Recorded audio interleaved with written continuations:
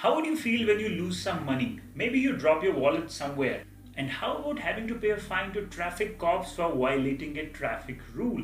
Especially when it's an oversight. You thought you would just sail through the yellow light but are stuck in the middle of road with the red light. Or you are in a hurry and park at a no parking zone thinking you will save some time.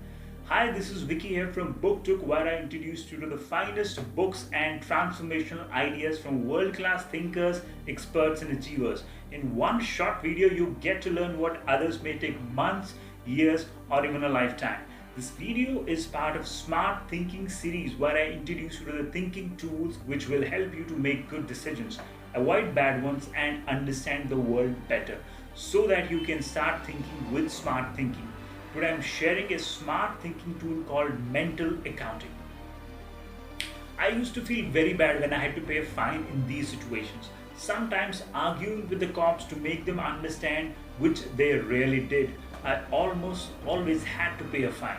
But worse was when I was carrying this feeling after the incident and letting it spoil my mood afterwards. What was lost, and carrying these feelings of anger and frustration did not change anything. In fact, in a bad mood, you don't have mental clarity to see if you need to learn something from this incident to minimize the chances of it happening again. In all cases, you lose your mental peace for the day. Famous behavioral economist Richard Thaler, who has won a Nobel Prize, has suggested a mental trick to counter this tendency to feel bad when we lose some money. This is called mental accounting. So this concept of mental accounting, people treat money differently depending on where it is coming from. So if you find money on the street, you treat it more casually and spend it more quickly than money you actually earned. You're not too attached to it because it was just an unexpected bonus. The parking ticket example illustrates how you can turn this tendency of your mind to your advantage. You will be deliberately tricking your mind for the sake of your own peace of mind. One thing is for sure, after some loss, no amount of mental gymnastics will alter the fact that your money was stolen or you had to pay a fine, but the interpretation of the event that you can influence. So how do you do it? The idea is to come up with an amount, a modest sum to which you are completely indifferent. Means even if you lose it, it doesn't disturb you. And you have to treat this money as a contribution to be donated to some good cause at the end of the year.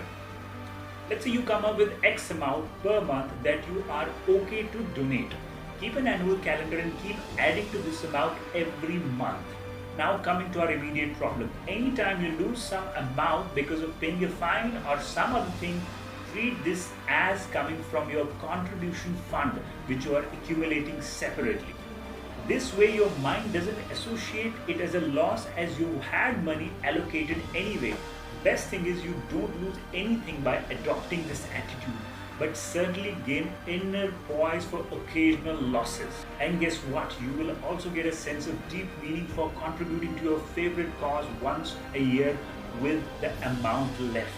Try it for yourself. This trick is not just for money but time also. Do you hate standing in queues at the supermarket, waiting at the dentist or sitting in traffic jams? Your blood pressure reaches 115 seconds and you start desperately releasing stress hormones. But next time you are in such a situation, instead of getting upset, consider the following.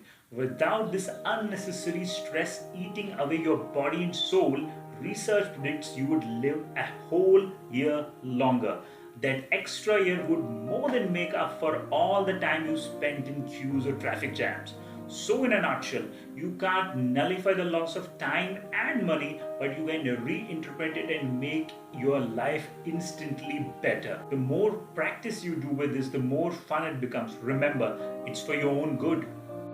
If you like this smart thinking tool, do share with your friends and spread the word to support this channel.